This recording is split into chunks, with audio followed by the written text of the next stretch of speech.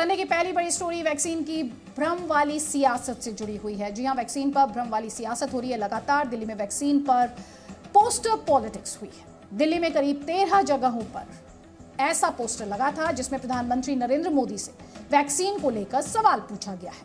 एक ऐसा पोस्टर जिसे लगाने वालों के खिलाफ दिल्ली पुलिस ने एक्शन लिया। एक ऐसा पोस्टर जिस पर हुई पुलिसिया कार्रवाई के बाद कांग्रेस पार्टी को सियासत की ऑक्सीजन मिल रही है। ये पूरी पोस्टर पॉलिटिक्स संडे की आज की सबसे बड़ी स्टोरी है और यकीन मानिए ये पोस्टर पॉलिटिक्स कोरोना संकट से जूझ रहे हमारे देश के हित में बिल्कुल भी नहीं।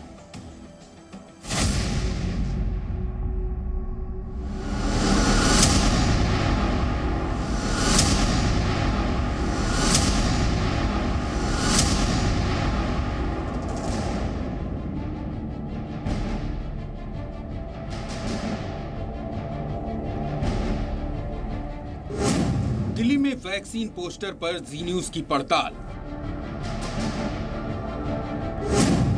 प्रधानमंत्री के खिलाफ लगाए गए पोस्टर के पीछे कौन? ये दिल्ली में सराय रोहिल्ला का इलाका है। आप देख सकते हैं कि प्रधानमंत्री नरेंद्र मोदी की आलोचना करने वाला ये पोस्टर ठीक इस जगह पर चिपकाया गया है। इस पोस्टर पर लिखा है, मोदी जी बच्चों की वैक्सीन विदेश क्यों भेज दी। अब हमारे साथ चलिए दिल्ली के एक और इलाके कमला मार्केट की गलियों में। जी न्यूज संवाददाता नीरज गौड़ को यहाँ भी दीवारों पर ऐसे ही कई पोस्टर नजर आए जिसमें वही सवाल पूछा गया, मोदी जी बच्चों की वैक्सीन विदेश क्यों भेज दी। खास बात ये थी कि जी न्यूज की पड़ताल के समय दिल्ली पुलिस भी मौके पर मौजूद थी और पोस्टर लगाने वालों का पता ठिकाना मालूम कर रही थी। प्रधानमंत्री नरेंद्र मोदी की आलोचना के पोस्टर दिल्ली के तमाम जगहों पर लगे हुए हैं और उसके बाद जो दिल्ली पुलिस कार्रवाई करते हुए जहां पर भी पोस्टर लगे हैं उनको हटाने के लिए पहुंची है। और ये जो एरिया आप देख रहे हैं दिल्ली के कमला मार्केट इलाके का ये पूरा एरिया है जहां आप देख सकते हैं यहाँ ये पोस्टर लगे हैं जिस पर लिखा है कि मोदी जी हमारे बच्चों को वैक्सीन विदेश क्यों भेज दिया। ऐसे ही पोस्टर इस आगे जाकर के जो गली हैं वहाँ पर भी लगे हुए हैं और दिल्ली पुलिस ने तमाम थानों में एफआईआर दर्ज की है जिसमें तकरीबन 22 से ज़्यादा जो एफआईआर है वो दर्ज की गई है और इसी के साथ में 22 से ज़्यादा ही लोगों को गिरफ्तार किया गया है अलग अलग थानों में। और दिल्ली पुलिस ऐसे तमाम जगहों को देख रही है जहां पर ऐसे पोस्टर लगे हुए हैं। दिल्ली में इसी तरह से एक नहीं बल्कि 13 से अधिक इलाकों में ऐसे ही पोस्टर लगाए गए हैं। बड़ी बात यह है कि इसे किस राजनीतिक पार्टी ने लगवाया है ये अब तक साफ नहीं है। दिल्ली पुलिस फिलहाल जांच कर रही है और पोस्टर लगाए जाने के मामले में 24 एफआईआर दर्ज किए गए हैं। पोस्टर चिपकाने वाले 20 से अधिक लोगों की गिरफ्तारी की गई है। लेकिन पुलिस की इसी कार्रवाई के बाद सियासत तेज हो गई। कांग्रेस पार्टी ने बाकायदा इस एक्शन के खिलाफ सोशल मीडिया पर हल्ला बोल दिया। कांग्रेस पार्टी के आधिकारिक ट्विटर हैंडल के साथ साथ कांग्रेस महासचिव प्रियंका गांधी वाड्रा तक ने अपना ट्विटर प्रोफाइल इसी पोस्टर को बना लिया। और वायनाड से कांग्रेस सांसद राहुल गांधी ने तो बाकायदा इस पोस्टर को ट्विटर पर शेयर करते हुए गिरफ्तार करने का चैलेंज दे दिया। सरकार की गलतियां हैं, सरकार से लोगों को उम्मीदें थी, सरकार का भरोसा जो मन में लोगों के भरोसा था सरकार पर वो टूटा है। सवाल नहीं पूछेंगे आपसे, नहीं तो किससे पूछेंगे? बता दीजिए। मेरे हिस्से का टीका आपने विदेशों में बेच दिया, आपसे नहीं पूछूंगा मैं, तो किससे पूछूंगा? कांग्रेस के साथ साथ आम आदमी पार्टी ने भी इस पोस्टर पर राजनीति की। आम आदमी पार्टी के राज्यसभा सांसद संजय सिंह ने गिरफ्तारी पर सवाल उठाते हुए इस कार्रवाई को चोरी ऊपर से सीना जोरी वाला बताया। हिंदुस्तान के लोगों की 6.5 करोड़ वैक्सीन मोदी जी ने विदेशियों को बेच दी, 93 देशों को बेच दी। देश के लोग वैक्सीन लगाने के लिए लंबी लंबी कतारों में खड़े हैं और इस वैक्सीन के संकट के खिलाफ अगर लोगों ने पोस्टर लगाकर विरोध दर्ज करा दिया तो उनको गिरफ्तार किया जा रहा है। बीजेपी ने विपक्ष पर पलटवार किया। विपक्ष पर वैक्सीन को लेकर भ्रम फैलाने का आरोप लगाया। धन्यवाद का समय, कंधे से कंधे मिलाकर सब खड़े होने का समय है। ये भ्रम की राजनीति करने का समय नहीं है जो आप लोग करने की कोशिश कर रहे हैं। आप मतलब कांग्रेस पार्टी करने की कोशिश कर रहे हैं। अब सवाल है कि क्या वाकई कोरोना की वैक्सीन को विदेश भेजे जाने से देश में वैक्सीन का संकट खड़ा हुआ है, या इस मामले पर सिर्फ भ्रम की राजनीति की जा रही है। तो सबसे पहले आपको बताते हैं कि भारत ने अब तक विदेशों में कितनी वैक्सीन भेजी है और उसके पीछे का मकसद क्या था। मिली जानकारी के मुताबिक वैक्सीन मैत्री के तहत 95 देशों को वैक्सीन भेजी गई। ये वैक्सीन ग्रांड कमर्शियल कोवैक्स के तहत भेजी गई। भारत ने 16 अप्रैल के बाद किसी भी देश को वैक्सीन नहीं भेजी। आखिरी वैक्सीन की खेप 16 अप्रैल को सीरिया को भेजी गई थी। विदेशों को ये वैक्सीन 2 कैटेगरी में भेजी गई थी, एक कॉमर्शियल और दूसरी लाइसेंसिंग। पहली कैटेगरी में पड़ोसी देशों को वैक्सीन की 1 करोड़ 7 लाख डोज भेजी गई थी और कुल वैक्सीन का सिर्फ 16% डोज ही मैत्री के तौर पर भेजा गया था। 78.5 लाख वैक्सीन की डोज 7 पड़ोसी देशों को भेजी गई थी। 5 करोड़ 30 लाख डोज लाइसेंसिंग संधि के तहत भेजी गई थी। खास बात यह है कि वैक्सीन बनाने वाली कंपनियों का सप्लाई को लेकर दूसरे देशों से करार भी था और विदेश मंत्री एस जयशंकर ने खुद ही इस मामले पर 19 अप्रैल को जवाब देते हुए कहा था कि अंतर्राष्ट्रीय संबंध एक तरफा नहीं हो सकते हैं और देशहित को ताक पर नहीं रखा गया है। इसी का नतीजा देश ने तब ठीक से देखा जब पूरी दुनिया से भारत को मेडिकल उपकरण, वेंटिलेटर, कंसंट्रेटर जैसे कई सामान मदद के तौर पर मिलने लगे। ऐसे में सवाल ये भी उठता है कि क्या विपक्ष को विदेश नीति की ये समझ नहीं है, या फिर समझ होते हुए भी जानबूझकर विपक्षी दल अपनी सियासत चमकाने के लिए इस मुद्दे को गरमा रहे हैं। वजह जो भी हो, लेकिन ऐसी राजनीति से नुकसान सिर्फ देश के आम इंसान का हो रहा है और ऐसी सियासत देश हित में तो बिल्कुल भी नहीं है। ब्यूरो रिपोर्ट, जी मीडिया।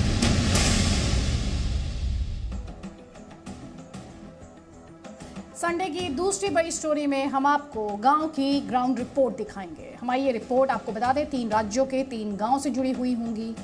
इस रिपोर्ट की खास बात यह है कि इसमें हम देश के गांव में फैले कोरोना संक्रमण की बात भी करेंगे। साथ में आपको ये भी बताएंगे कि गांव में वैक्सीन लगवाने को लेकर अभी क्या स्थिति है। क्या गांव में लोग आसानी से वैक्सीन लगवा पा रहे हैं या फिर उन्हें किसी तरह की परेशानी यानी दिक्कत हो रही है। गांव की वैक्सीन सच्चाई बताती, हमारी ये रिपोर्ट देखिए।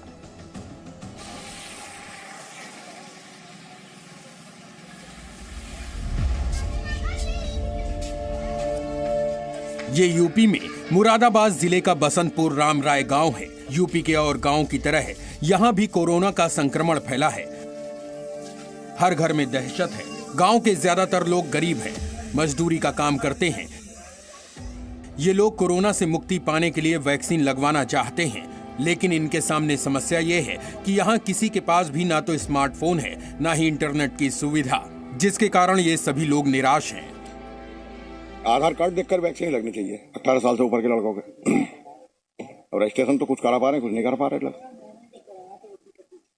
जिनके छोटे मोबाइल है वो तो रजिस्ट्रेशन करा ही नहीं रहे, तो बड़े मोबाइल है नहीं। उसका सरकार वो तरीका देखना चाहिए कुछ भी कि आधार कार्ड देखकर 18 साल से ऊपर के लड़कों को भी वैक्सीन लगे। नहीं साहब, अभी नहीं लगा। क्यों नहीं लगा?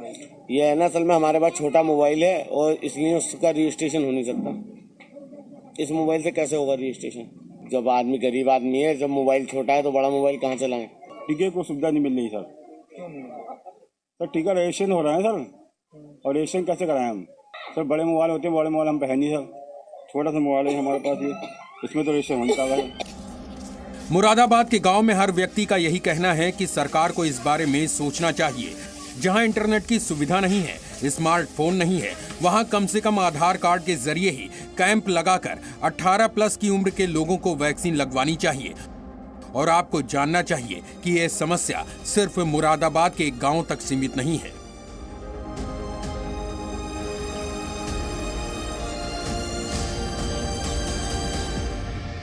ये पंजाब के अमृतसर में महावा गांव है। अमृतसर से 30 किलोमीटर दूर पाकिस्तान बॉर्डर से लगा हुआ गांव।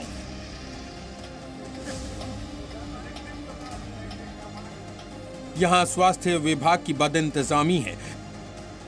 प्राथमिक स्वास्थ्य केंद्र की इमारत को देखकर इसका अंदाजा लगा सकते हैं। अंदर का हाल खस्ता है कोरोना को लेकर जांच वगैरह की कोई सुविधा नहीं है। वैक्सीन के रजिस्ट्रेशन को लेकर गांव वालों का कहना है कि यहां इंटरनेट की सुविधा नहीं है। वैक्सीन के रजिस्ट्रेशन को लेकर गांव वालों का कहना है कि ज्यादातर लोगों के पास स्मार्टफोन नहीं है। गांव के 90% लोग शिक्षित नहीं हैं। जो पढ़े लिखे हैं और थोड़ा पैसे वाले हैं, उन्होंने तो स्मार्टफोन के जरिए अपना रजिस्ट्रेशन करा लिया है, लेकिन जो गरीब हैं, जिनके पास साधारण मोबाइल फोन है, वो रजिस्ट्रेशन नहीं करा पा रहे हैं।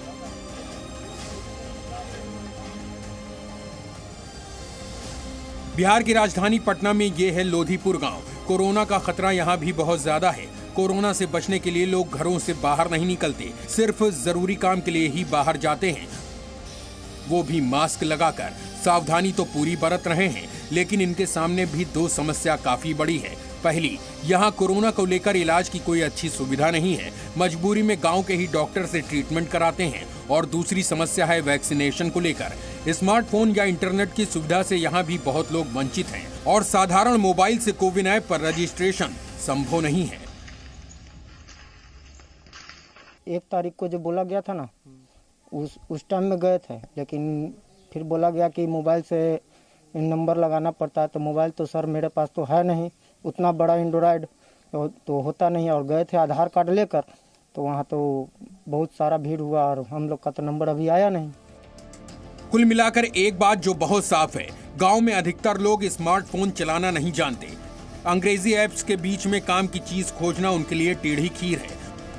ऊपर से 1 नंबर पर 4 लोग ही कोविन ऐप पर रजिस्ट्रेशन करा सकते हैं, जबकि ग्रामीण इलाकों में परिवार भी बड़ा होता है। इस परेशानी के बारे में भी सोचना चाहिए और कोई न कोई हल निकालकर गांव के लोगों का भी वैक्सीनेशन कराना चाहिए। ब्यूरो रिपोर्ट, जी मीडिया।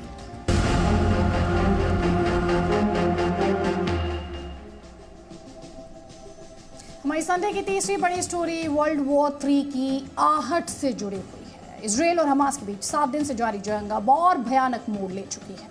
हमास पर एयर स्ट्राइक के बाद इजराइल ने अब तोपों का मुंह भी आतंकियों की तरफ खोल दिया है।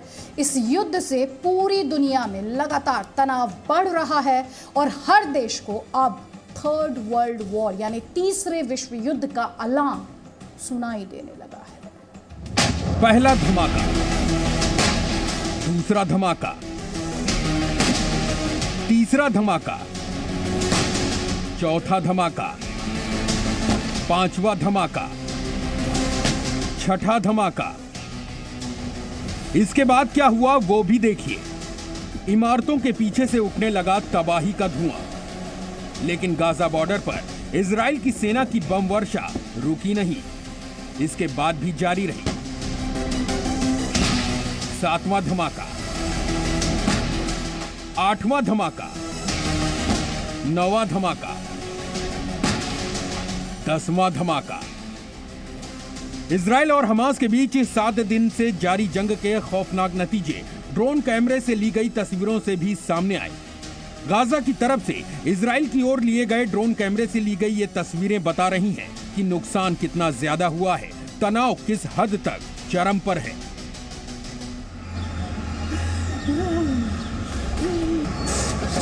इजरायली स्ट्राइक के बाद गाजा के लोग हमले में घायल हुए लोगों को मलबों में तलाशते दिखे।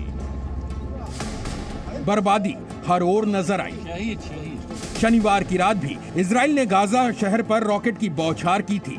इजराइल ने एक एक कर कुल 155 रॉकेट गाजा शहर पर दागे थे। रात के अंधेरे में इजराइल के लड़ाकू विमानों से गाजा पर बम बरसाए जा रहे थे। तेल अवीव पर रॉकेट हमले का बदला इजराइल ने गाजा के हमास के कमांडर के घर पर बम बरसा कर लिया।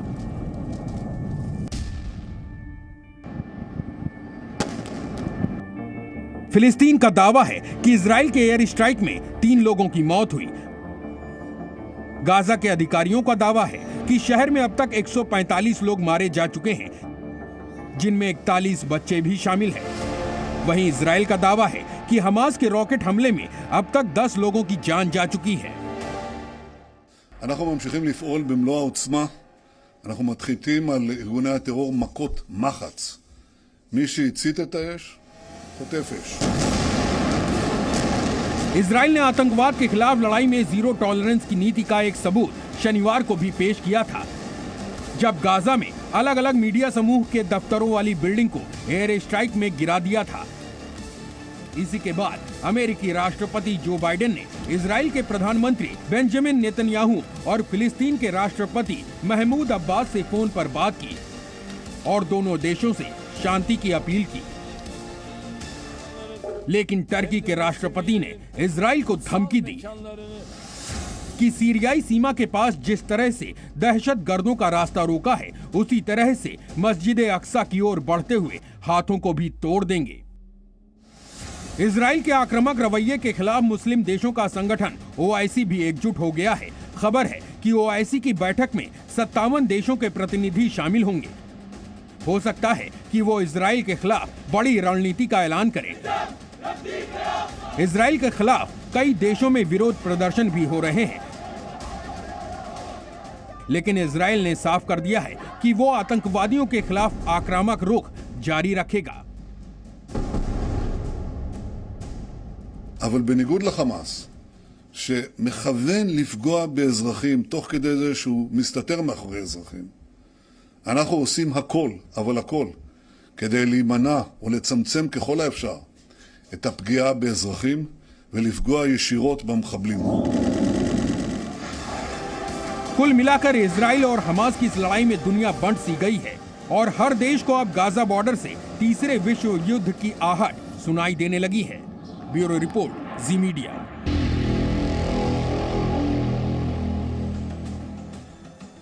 सने की चौथी और आखिरी स्टोरी उस तूफान से जुड़ी है जिसके विनाश से 6 राज्यों के करीब 29 करोड़ से अधिक लोग डरे सहमे। अब तक इस तूफान से 6 लोगों की मौत हो चुकी है और हम बात करें चक्रवाती तूफान ताउते की, जिससे निपटने और लोगों की जान बचाने के लिए सरकारों ने युद्ध स्तर पर तैयारी की है। मीटिंग्स का लंबा दौर चला है और राज्य सरकार और केंद्र सरकार के बीच कोऑर्डिनेशन की बात भी सामने आ रही है।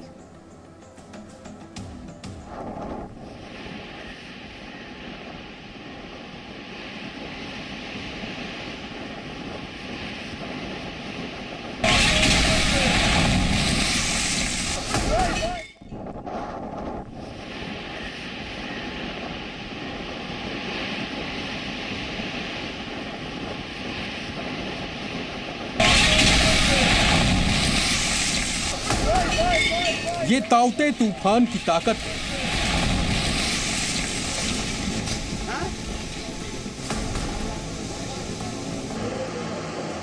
ये ताउते तूफान की दहशत है।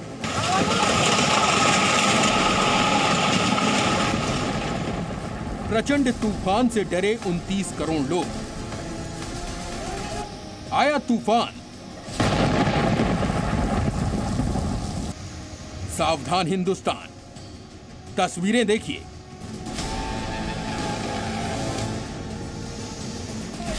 एक, दो, तीन। सिर्फ 3 सेकंड में केरल के कासरगोड की ये 2 मंजिला बिल्डिंग ताश के पत्तों की तरह गिर गई और देखते ही देखते एक घर ने जल समाधि ले ली।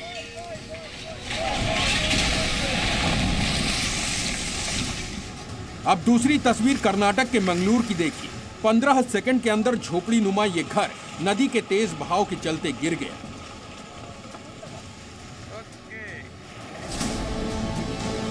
गोवा में भी तूफान से तबाही सड़कों पर दिखी।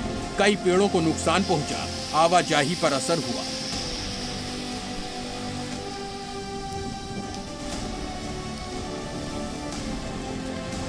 ताउते तूफान लक्षद्वीप, केरल, कर्नाटक, गोवा को पार करके महाराष्ट्र को छूते हुए गुजरात पहुंचेगा। गुजरात के तट से टकराते वक्त इसकी रफ्तार 175 किलोमीटर प्रति घंटे तक जा सकती है। फास्ट मूवमेंट इसका देखें तो ये लगभग नॉर्थ डायरेक्शन पे अभी तक मूवमेंट कर रहा था। आज नून के बाद ये नॉर्थ वेस्ट मूवमेंट शुरू किए हैं और हमारी उम्मीद है कि ये धीरे धीरे नॉर्थ वेस्ट मूवमेंट करके 18 मई को अर्ली आवर्स अर्ली मॉर्निंग के टाइम पर सौराष्ट्र कोस्ट को तट को पार करेगा और जब ये तट के पास पहुंचेगा इसका विंड स्पीड लगभग 155 से 165 किलोमीटर प्रति घंटा और गस्टिनेस पे 185 किलोमीटर प्रति घंटा होने का उम्मीद किया जा रहा है। चक्रवाती तूफान ताउते से निपटने के लिए बड़े पैमाने पर तैयारियां की गई हैं। गुजरात में 1.5 लाख लोगों को शिफ्ट किया जा चुका है। तूफान की वजह से केरल, कर्नाटक और गोवा में भारी बारिश हुई है और कुल मिलाकर अब तक 6 लोगों की मौत हो चुकी है। चक्रवात तोकते बहुत ही गंभीर चक्रवाती तूफान में बदल गया और गुजरात के समुद्री तट की ओर आगे बढ़ रहा है। IMD ने आज बताया कि उत्तर पश्चिम की ओर बढ़ने और 17 मई की शाम तक गुजरात के समुद्र तट पर पहुंचने की बहुत संभावना है। चक्रवात को लेकर पोरबंदर के 40 गांव के 7,000 से ज्यादा लोगों का स्थलांतर करने की जो कार्यवाही है वो भी जिला प्रशासन की ओर से हाथ दी गई है। खास करके माधोपुर से लेकर मियाणी तक का जो तटीय समुद्र विस्तार है वहां पे लोगों का स्थलांतर हाथ दिया गया है। NDRF ने जानकारी दी है कि ताउते तूफान शाम को महाराष्ट्र से निकल चुका है। पहले इसको गुजरात के पोरबंदर पहुंचना था, लेकिन ये तूफान अब गुजरात के थोड़ा सेंटर की तरफ आ रहा है। हर परिस्थिति से निपटने के लिए NDRF की टीमें तैयार हैं। एक तरह से एक बहुत स्ट्रांग तैयारी है, क्योंकि जो उसूल है इसमें कि अगर अपने आप को नहीं बचा पाएंगे तो फिर दूसरे को कैसे बचाएंगे, और अपने आप को बचाए रखेंगे तभी जो दूसरे के काम आ पाएंगे। तो इसलिए NDRF का सीजन अभी शुरू हुआ है। ये सीजन अक्टूबर-नवंबर तक चल सकता है। कई साइक्लोन आ सकते हैं, बाढ़ आएंगी। तो इसलिए अभी NDRF में अगर किसी तरह का कोई बीमार हो या किसी तरह की कैजुअलिटी हो तो वो अपने आप में एक बहुत गंभीर बात होगी। तो इसी के मद्देनजर हम लोगों ने पूरी तैयारियां की हुई है। ताउते तूफान को लेकर तैयारी बढ़ी है। युद्ध स्तर पर प्लानिंग की गई है। केंद्रीय गृह मंत्री अमित शाह खुद बैठकें लेकर नजर रख रहे हैं। मकसद यही है कि तूफान से जान माल का नुकसान नहीं होना चाहिए और तूफान की ताकत को देखते हुए लोग भी सावधान हैं। Bureau report, ji media. Presenting B News app, available on Google Play and App Store. Download it now.